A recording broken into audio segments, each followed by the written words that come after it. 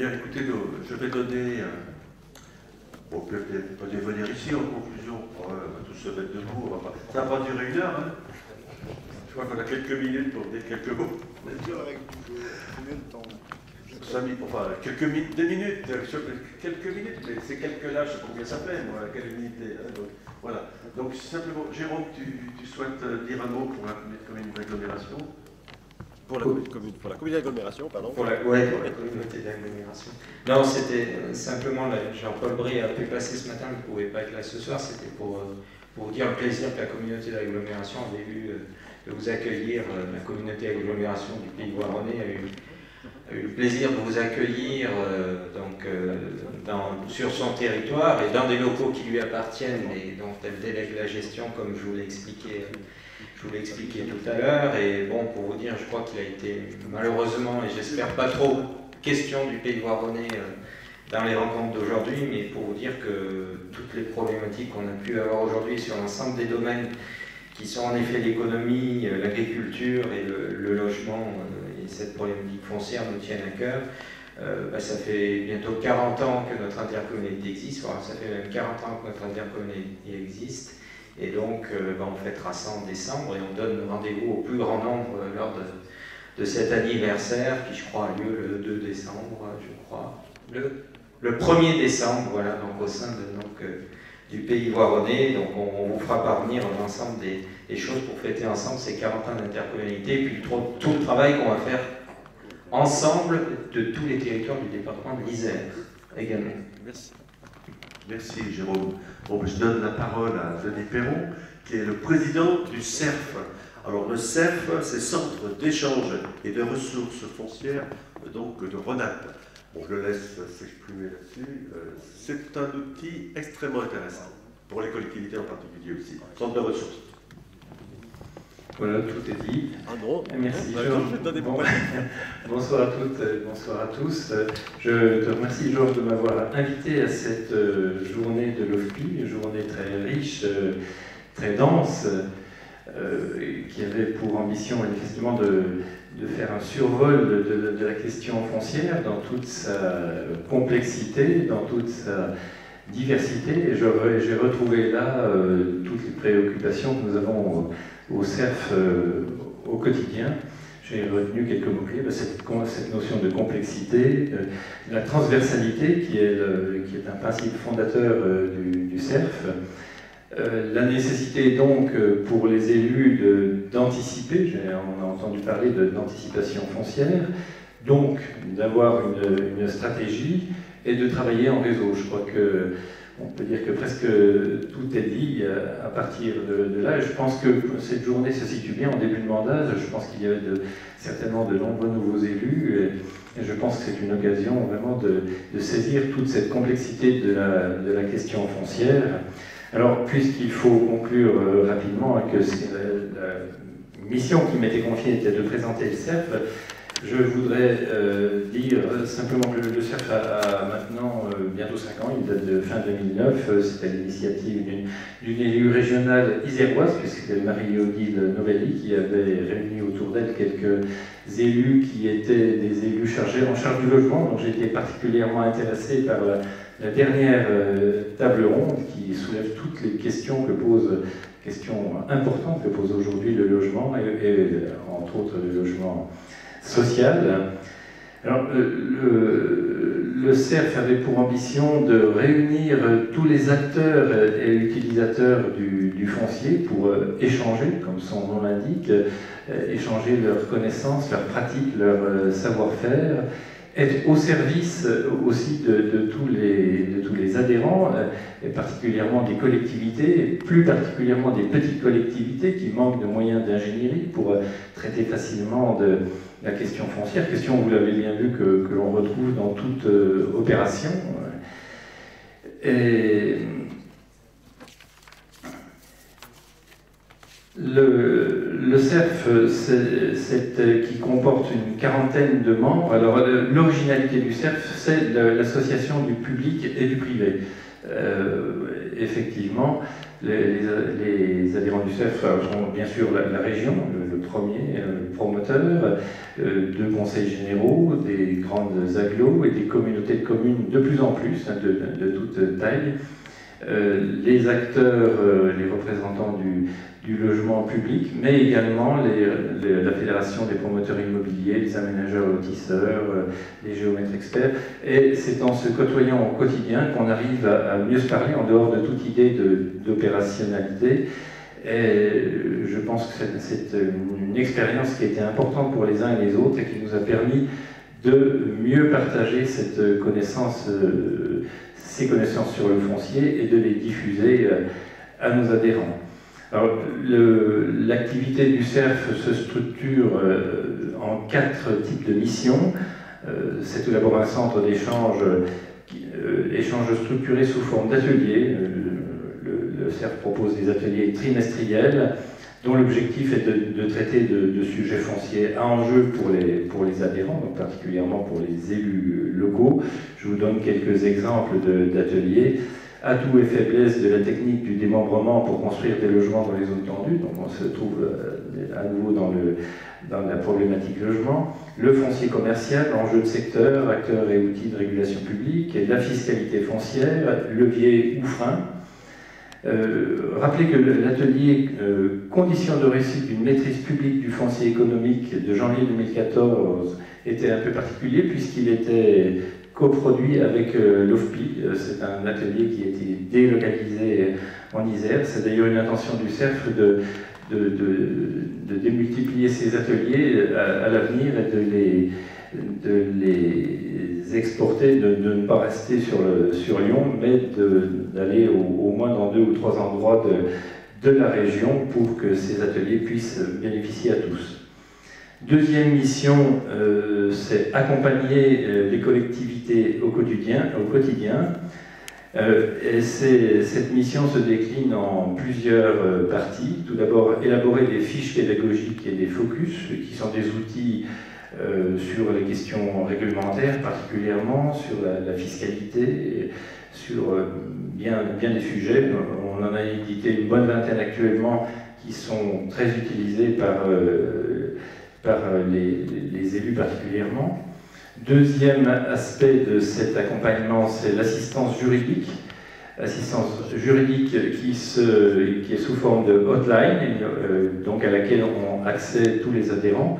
En 2014, ce sont près de 200 appels qui ont été faits à un bureau d'avocats qui apporte les réponses.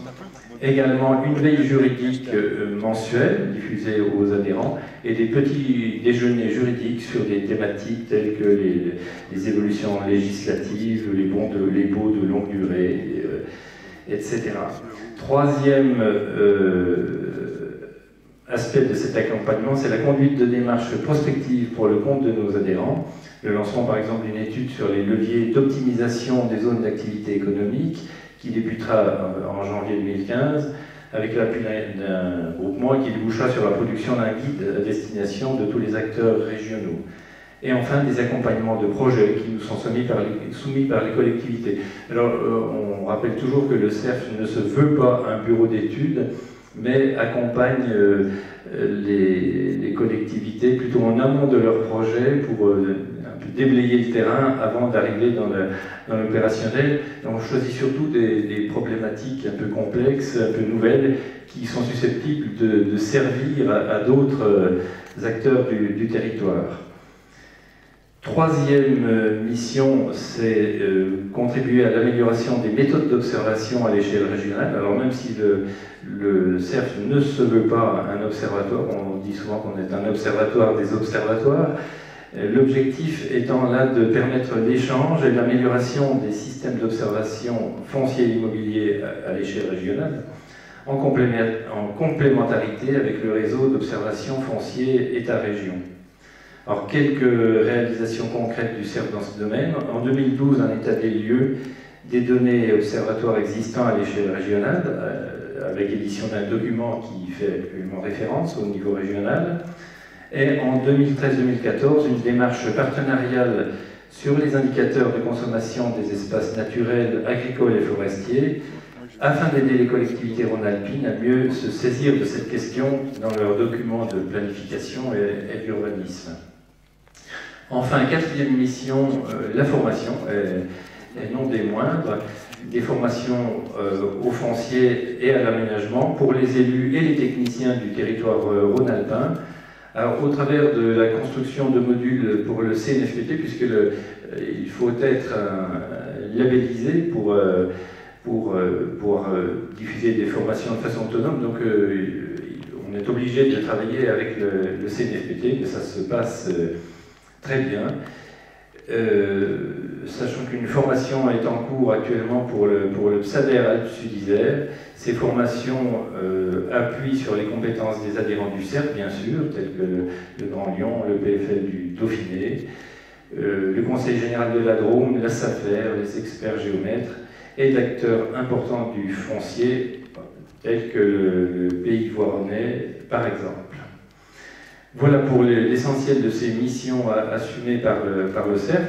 Alors, on a retrouvé aujourd'hui beaucoup de thèmes qui se superposent, bien sûr. Je pense qu'on a avec l'OFPI les mêmes pôles d'intérêt. Alors, qu'est-ce qui peut faire notre complémentarité? Donc, je pense que c'est déjà tout simplement l'assise régionale du CERF qui élargit le cadre et qui permet de traiter des sujets tels que, par exemple, pour revenir au logement, la question de la tension foncière sur les zones, enfin du prix du foncier sur les zones tendues, mérite d'être traité à un niveau plus large. Je pense qu'il faut, dans ce cas de figure, associer le Grand Lyon, Grenoble, Alpes Métropole, l'Arc genevois, qui est certainement la zone la plus tendue de notre région.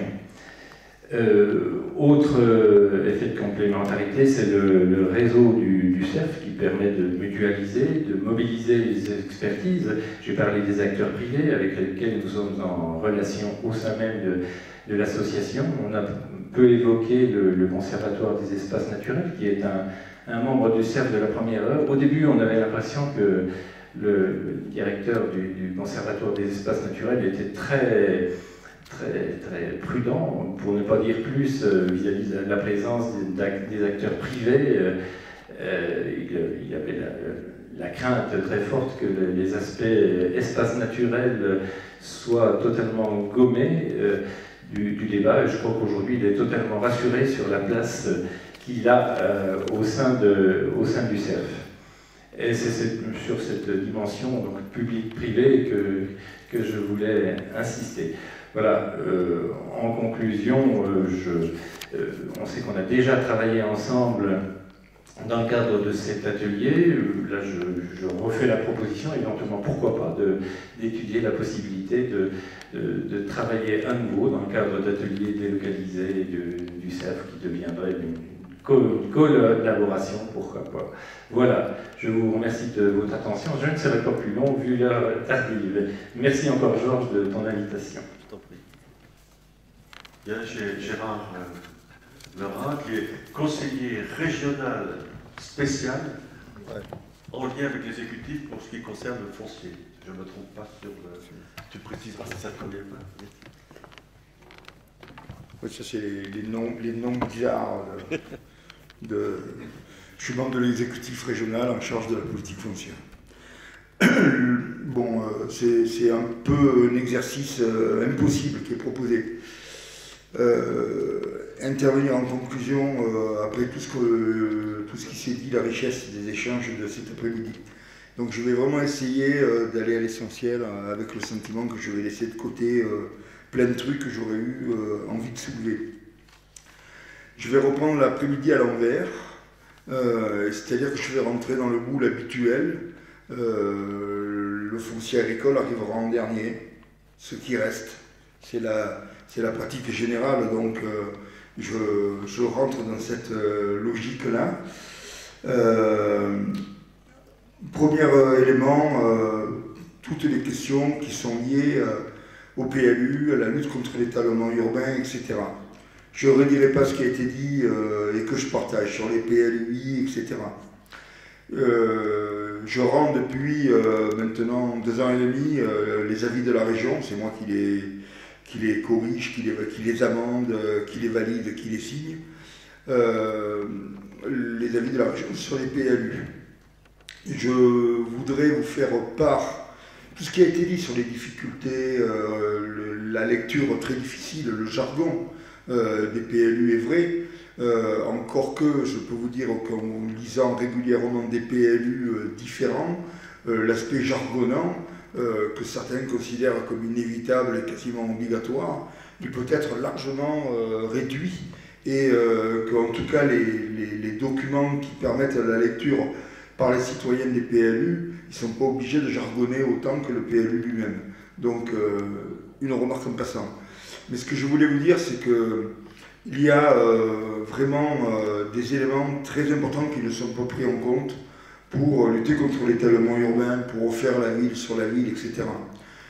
Premièrement, moi c'est une vraie surprise que j'ai eue dans de nombreuses communes de Rhône-Alpes, et je parle de communes relativement importantes, mais ça existe aussi dans les villages, le fait de mettre de la vacance, ça a été abordé cet après-midi. Mais le nombre de logements non utilisés, totalement vacants, très insuffisamment utilisés, dans des copropriétés dégradées, le cas a été abordé.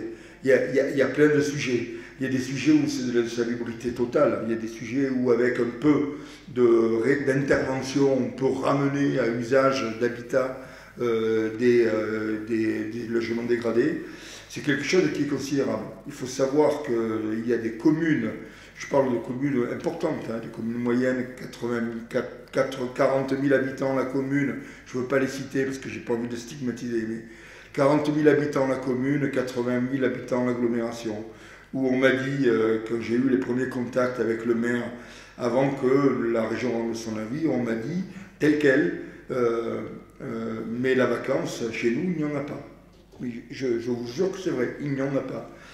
Mais monsieur le maire, ça vaudrait peut-être quand même le coup de regarder ça de près. De toute façon, dans le cadre de la préparation du PLU, ça va être fait.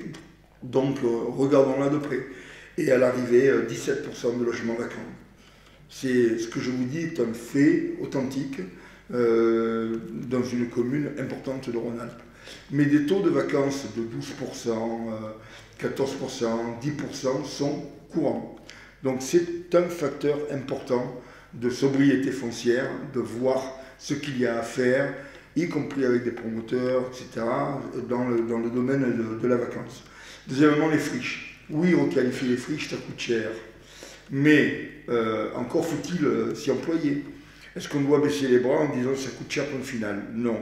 Donc au niveau de la région, je ne peux pas développer du tout, mais sachez que nous sommes en train de mettre en place une véritable filière depuis la recherche appliquée, depuis la recherche universitaire, jusqu'aux interventions d'entreprises du BTP, en passant par toutes les questions de maîtrise foncière, toutes les questions de dépollution, de vulgarisation des process de dépollution biologique, etc., pour agir dans deux sens, gagner du temps, parce que les procédures de requalification sont extrêmement longues, et deuxièmement, gagner de l'argent pour abaisser le coût. Et deuxièmement, quand on parle du coût de la réhabilitation des logements, ou quand on parle du coût de la requalification des friches, on ne le met jamais à côté du coût de l'étalement urbain. Et ça, c'est quelque chose qui est un travers terrible.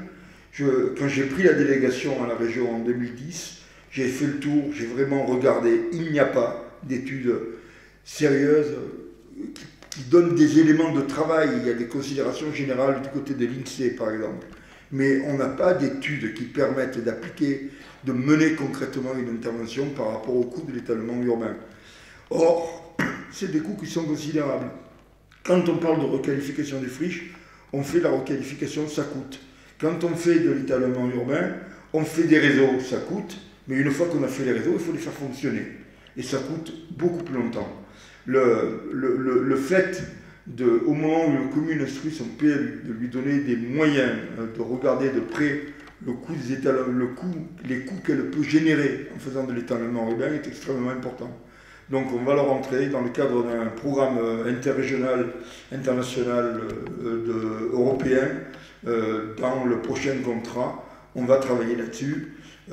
c'est moi, je n'aurai pas la responsabilité de l'exécuter, parce que certainement pas, mais j'ai la responsabilité de mettre en place ce programme de recherche appliquée pour pouvoir donner des références aux collectivités. Nous avons déjà mis au point un simulateur de coûts pour les personnes qui aujourd'hui permet de déterminer à un ménage à moyen terme quel va être le coût du tandem, le coût du logement, soit en paiement d'indemnité d'emprunt si on est propriétaire, soit en paiement de baux, et puis le coût des déplacements, parce que c'est le tandem qui fait le prix, c'est pas l'un ou l'autre.